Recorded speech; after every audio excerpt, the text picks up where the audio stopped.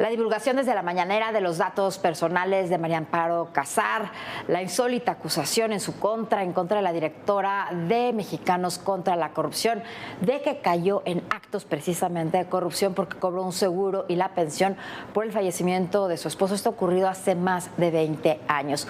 Un acto político difícil de calificar. Sí, que hemos calificado aquí como una vileza. Cuando se intenta manipular con mentiras, porque es con mentiras, una tragedia personal para tratar de sacar raja política con ella, se pierde el sentido ético de la política y del trato entre personas. Hoy vamos a tener una amplia entrevista sobre toda esta historia con María Amparo Casar.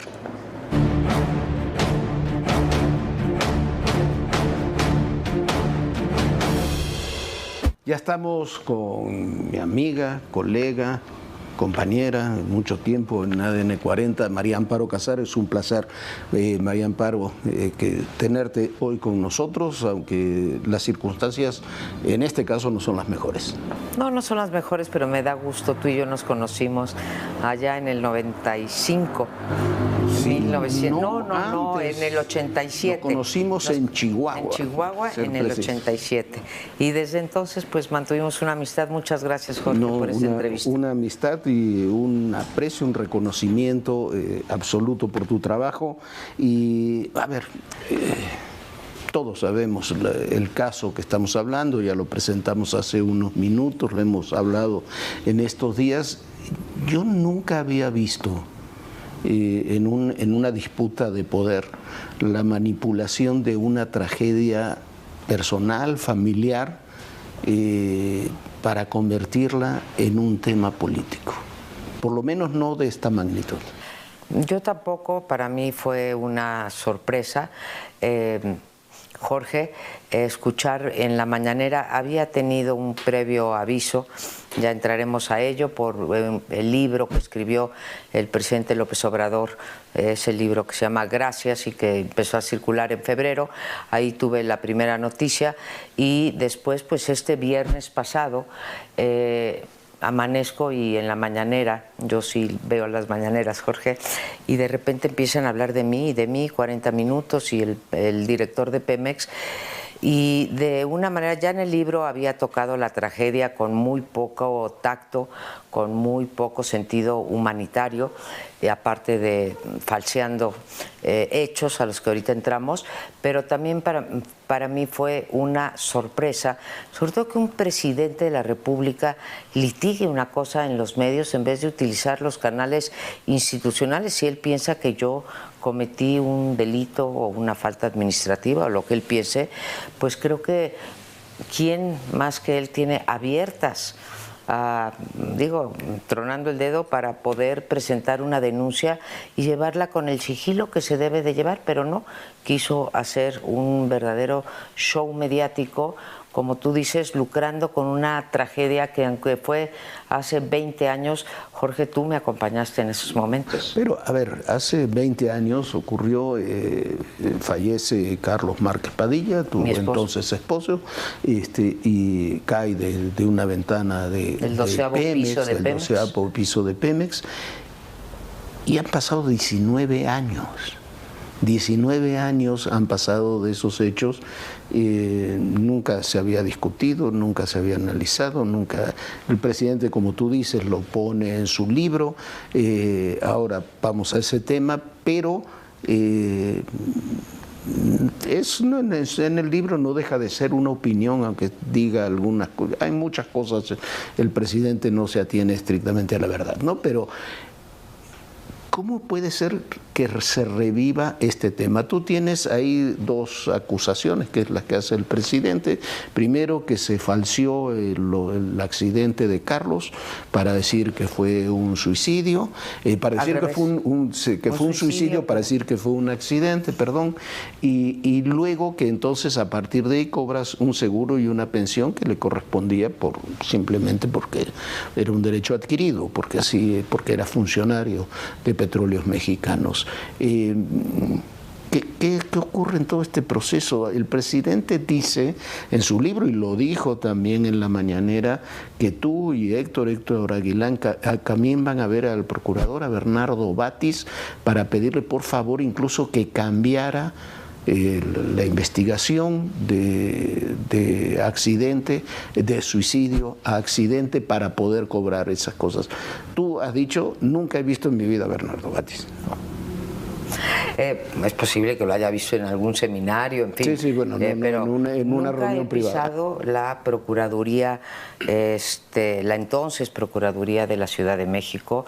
Nunca fui ni sola, ni con Héctor Aguilar Camín, ni con nadie a ver a Bernardo Batis. No conozco sus oficinas, no lo conozco a él, y no fui a pedirle ningún favor a Bernardo Batis. Eso es una patraña, eso es una calumnia, Jorge, decir que yo fui a hablar.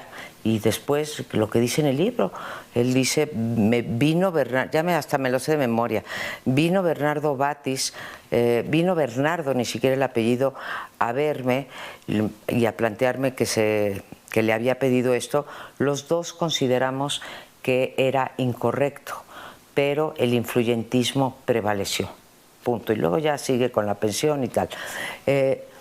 Yo creo, no soy jurista, Jorge, algo sé de derecho, pero yo creo que se están autoinculpando, suponiendo, sin conceder, que yo hubiese ido allí.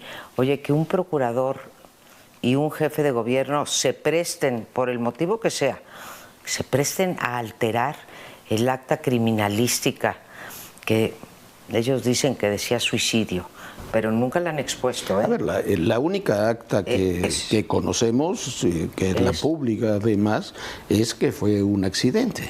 Y hay declaraciones, de distintos tipos de declaraciones de exfuncionarios de Petróleos Mexicanos, que también en su opinión fue un accidente. Pero, como tú dices, si se manipuló el acta, se cometió un delito. Sí. Pero lo cometieron las autoridades. ¿Y qué dos autoridades? El jefe de gobierno y el procurador de la ciudad. Ahora es miembro de la Judicatura Federal y el presidente de la República. Así es. Entonces, Bernardo Batis no ha salido a declarar nada. No creo que salga él a decir que yo fui, porque pues no tendría manera de comprobarlo. Pero bueno, yo me he pasado todo este sexenio diciendo, no hombre, esto no creo que pueda suceder, y sucede. Entonces, no lo sé. Todo lo que sé es lo que sabes tú, que lo publicó, lo hizo público el presidente en la mañanera, que ya eso es un abuso, usar el aparato del Estado para hacer estas cosas.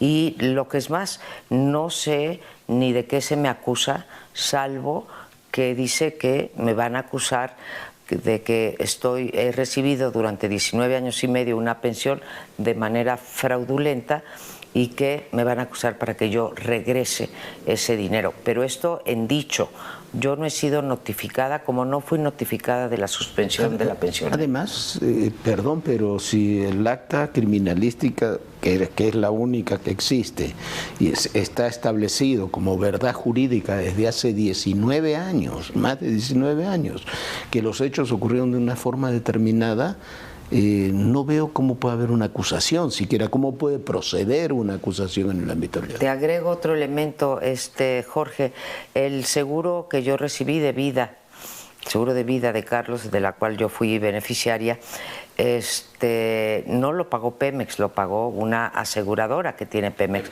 ¿Tú crees que una aseguradora, vinieron de la aseguradora, hicieron un peritaje, además del de la Procuraduría?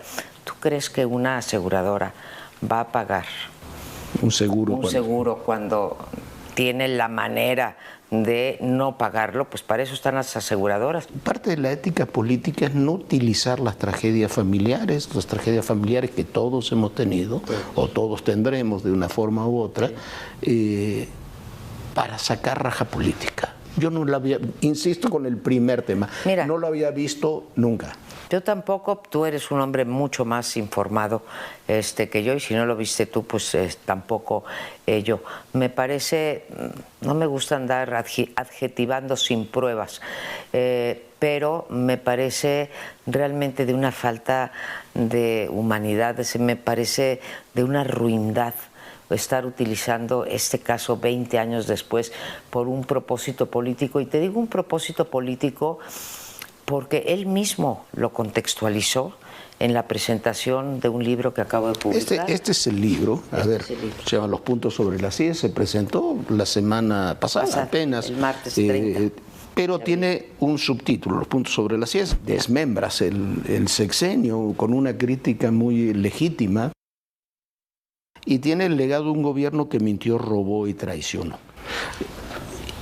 Es para muchos es una respuesta a la presentación del jueves pasado de este libro.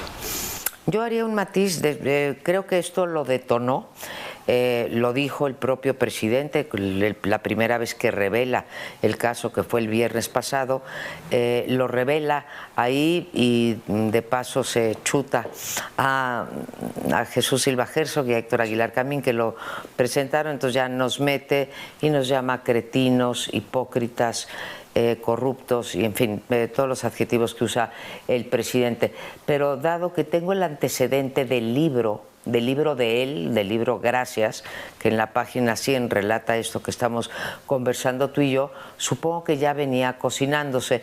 Entonces yo agregaría a esto de la presentación del libro, pues que tuvo su éxito, corrió mucho, en fin, agregaría el trabajo que hace Mexicanos contra la Corrupción. Claro, por supuesto. Me ha mencionado 70 veces, alrededor de 70 veces en la mañanera, siempre de manera pues muy despectiva, lo que es más me llama la señora.